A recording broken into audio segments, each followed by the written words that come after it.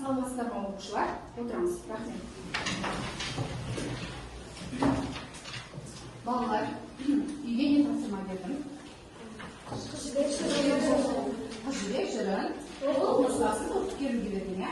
Олай болса, қазір сендерге үй тапсырмасы пысықтау ретінде сендерге ал сендердің шығарманы толық оқып келгендеріңді білу үшін қысқа нұсқа тест сұрақтарына бағдарламасы арқылы жауап берейік.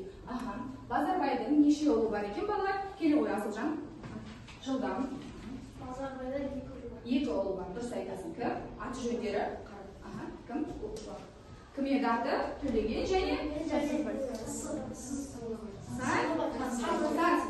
Берді ғой, жылдам. Дұрыс екен, отыра ғой. Келесі балалар. Төлеген неше жасында қыз жібекті кездестірді? Қанша жасында? 16-сында ма? Бірінші дұрыс. Бірінші жауабы? Дұрыс қой, 16 еді ғой, сен ойыңнан айтыдың. Ол дұрыс қой. Неше баласы бар? 9. Қанша? Жоқ. 7 ғой. 6 ұлы және не қателесіп жатырсыңдар балалар? Толқымаймыз. Сансызбай Төлегенге кім болады? Сансызбай Төлегенге кім болады? Келе ғой, рахмет келе ғой. Сансызбай Төлегенге кім болады? Жылдам. Төлегеннің інісі жарайсың. Дұрыс екен.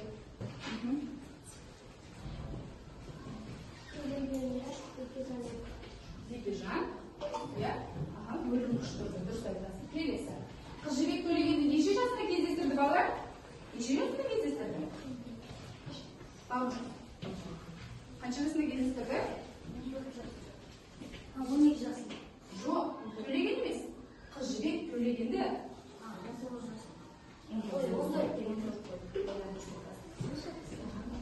Қыз жібек түсінде кімді көрді? Түс көрдім, түсінде жаман іс көрдім деп қайғыға батады ғой. Жаман нәрсеге болжай келе қояды. Төлегенді болжайсың. Келесі жылдан қыз жібек жыры қандай жырға жатады бізде қазақтар? Қандай жырға жатады? Келе қой. Нұртілек. Батырлар жыры? Батырлар жырына жатқызуға да болады. Ол жырдың баста Төлегеннің өмірге келгендігін оқыған кезде. Бірақ лира эпостық, яғни ғашықтық жыры. Дұрыс айтасың. Келесі. Қыз жібек жырының неше нұсқасы бар? Балалар, кел. Неше нұсқасы бар? Тамаша. Қыз жібек жырының 16 нұсқасы бар екен балалар. Шекті елде. Дұрыс балалар. Тамаша. Олай болса, яғни жырды толық оқығандығымыз білінді. Олай болса, бүгінгі тақырыбымызға ойсатын болсақ, бүгінгі өтетін тақырыбымыз балалар. Фильмді көрдік пе? Соның ішінде қыз жібектің әкесі кім? Сырлыбай. Кішкентай балаларды асықты лақтырып жіберген кезде қандай ойынның атауын айтады? Асықтарды шашып жібереді ғой. Сол кезде қандай ойынның атын айтады? Дұрыс. Қандай? Шашып жібереді асықтарды сол кезде. Ханталапай дейді ғой. Солай бақшы сендерге асық шашаятын. Жылдан мына жерден бәріміз бір қағазды аламыздар. Жылдан біреу ғана. Біреу. Жылдан. Әркім өсті. Бірінші топ балалар алтын асық тобы, екінші топ қызыл асық, үшінші топ жасыл асық. Жылдан. Балалар, сабақты басты.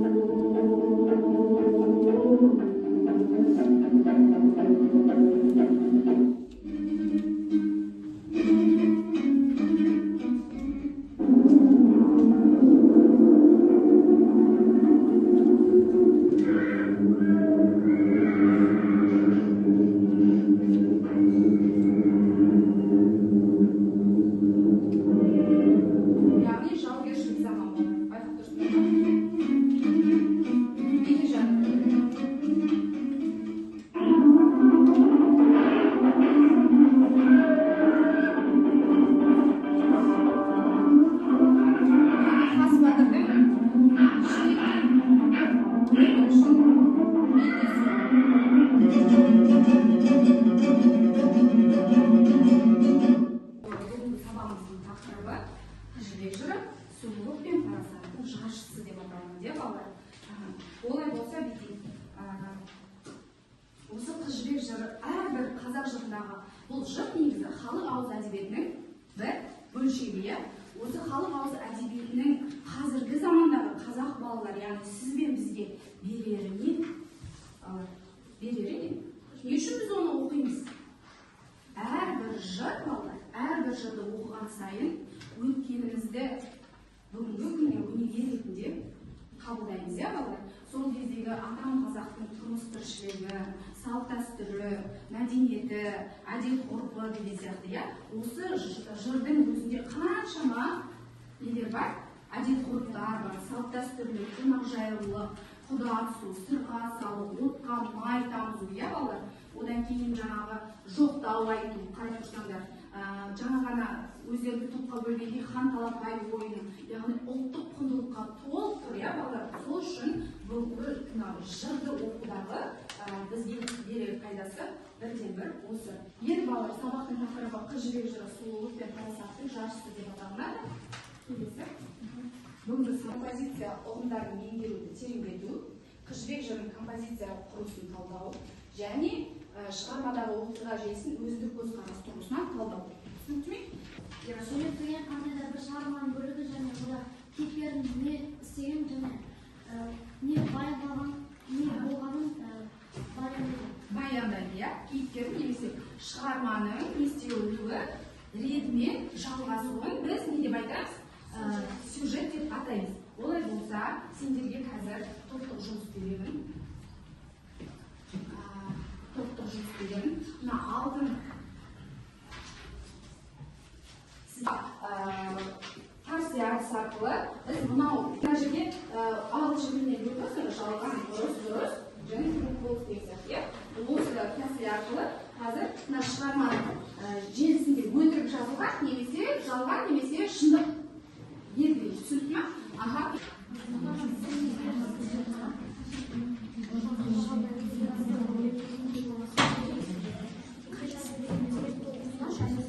Шығарманы толық оқыған адам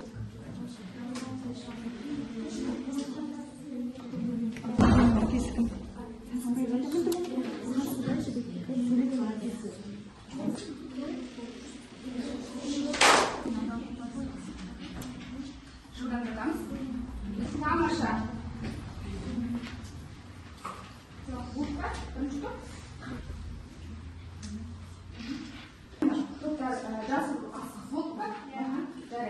Олай болса, бізде қандай пішін шықты?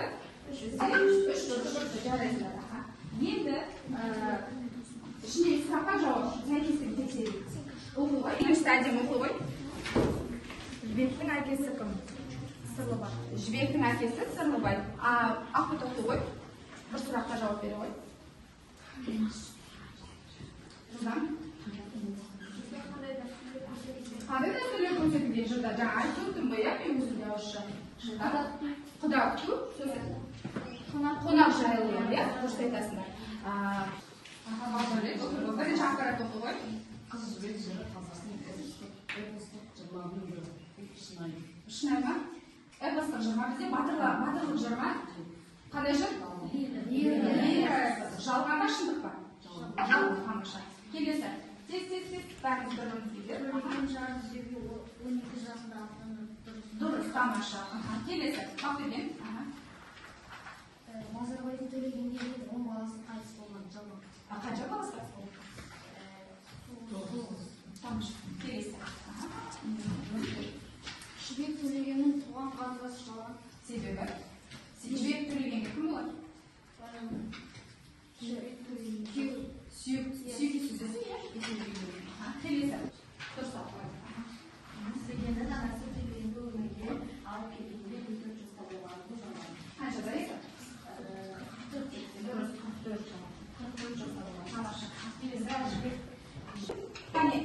Шығарманы қалай реттестірді? Деген бірінші қойдық, Жағалбай елі, сосын Төлегеннің дүниеге келуі, Төлегеннің Ақжайыққа жөнелуі және Төлеген мен Қыз жібектің кездесуі. Тамаша.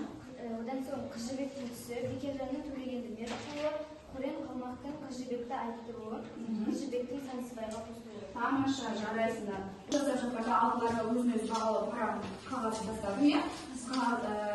Қағаздың артына бал жазып қоямыз. Қане?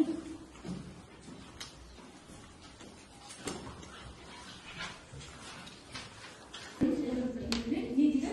Айта қой, аяғы тұрады. Ол дегеніміз, яғни көркем шығарманың құрылысы, композиция. Дұрыс айтасың, көркем шығарманың құрылысы, иә? Композиция дейміз. Ал балалар композициялық құрылымына талдау, яғни оқиғаның басталуы, дамуы, байланысуы, сосын балалар қандай? Шиеленісуі, шарықтау шегі және шешімі деп біз шығарманы осылай дейміз, талдаймыз, иә?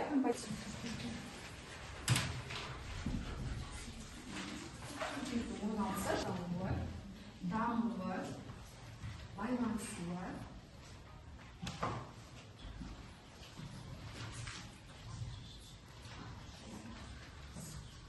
және менің нұсқаммен тексерген боласыз. Дұрыс нұсқам. Дұрыс жазайық. Шоғана 2 минут уақыт берейін. Бір-бірімізбен жұқтық жұмыс емес па? Қасқаспаймыз ба? Ақылымыз бейбілі кеңесіміз бар. Кеңесіп, ішкен дойын сөйде болмас дейді. Кеңесіп. Бір бас жақсы, екі бас одан да жақсы деген сөз бар қазақтарда. Оғалуынан, қайтыс болуынан басталар, иә? Солай емес па? Сендерге осы кішкене көмектеп қояйыз. Шығарма ары қарай қалай өрбиді? Ары. Базарбай, сендер жаза бердіңдер. Базарбай 9 ұлымен қоштасқаннан кейін ашуға булығып қанша ел алады? 6. Бірінші 3 Аяқталып ба? сосын 6 ай. Тамаша. Келесі жылда. Балалар, болғандарыңыз бар ма?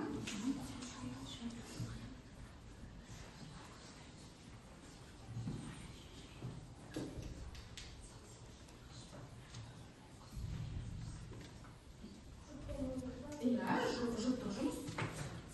Несу керек, талқыласу керек. Сондықтан болды ба? 2 жұп бітті. Өзіміздің жұмыс оқиғаның дамуы төлегеннің жары деп жолға шығуымен не істейді? Жалғасады, я дамиды. Одан кейін оқиға немен бар? Қандай оқиғамен байланысады? Яғни төлеген мен Қылышбектің кездесуімен байланысады. Одан кейін оқиғаның шиеленісуі қандай оқиғамен төлегенді мерт қылу, яғни өлім ұштырумен жалғасады. Оқиғаның шарықтау шегі қаны Қореннің Қылышбекке көзі түсуімен жалғасады. Одан кейін оқиғаның соңы Қылышбектің туған інісі саны. Ондай болса балалар, қазір сендер назар аударыңдар. Ұялы телефонымызды аламыз. QR атымызды келейік. Мынау дәу болып алыстан алынбай ма сендерге? Үлкен сурет. Аты жаншылдар. Қадама. Бірімізбен кеңеспейміз, ақылдаспаймыз. Жеке жұмыс, яғни балалар өздеріңді бағалайсыңдар.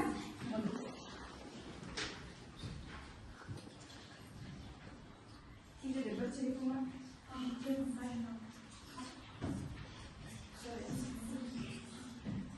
Қалғанымыз барлығымызда ұялы аппаратымыз бар. Ұялы телефон. Аян, сұрақ қал. Бірінші сұрақ қал, неге қате жібердің деген? Онда Бақтияр Бағдайлы неге жауап бермей жатырмыз? Базарлы? Ал? Қартпай жатыр.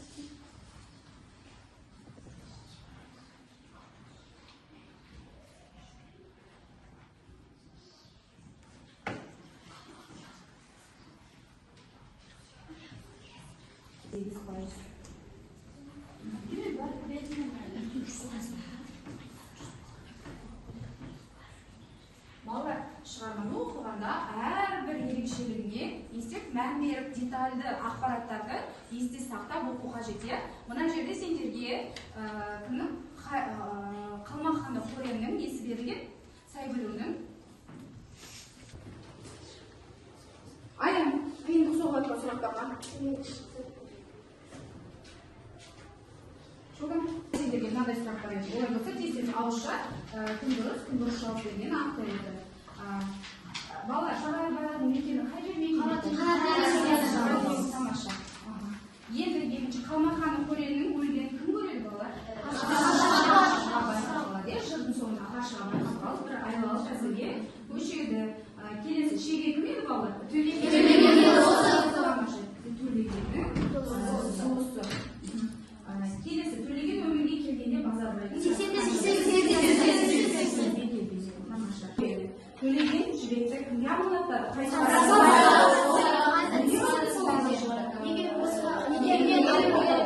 Егер сәулесін суға алып бара жатқанын көрсетіп, яғни қалай аялайтындығы, соншалықты қыз жібекті тұмардай қоритындығы, қыз жібек қыздың бағасы сол кездегі қандай биік. Қалған жерім. Бекежан қыздарды намысын таптап мазақ қылып тұрған жерде Төлеген келіп қыздарды қорған қылғаны. Ал бір жеренген жерім, Бекежан халықтың бір туанғанын көп көріп, өзінің жеңісін міндетсінгені жыр арқылы көрсетті.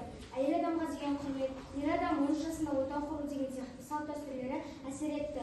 Қыз жібектің ер адамның күтіп тұрып көзіне қарамай өзінің құнын білетін қыз. Ерлерге келсек, Төлеген ол байсалды болғаны соншалықты ақылмен батырлығы бір-біріне сәйкес алмағы бар демеші. Бүгінгі күннің сабаққа маған баға беріп келеді.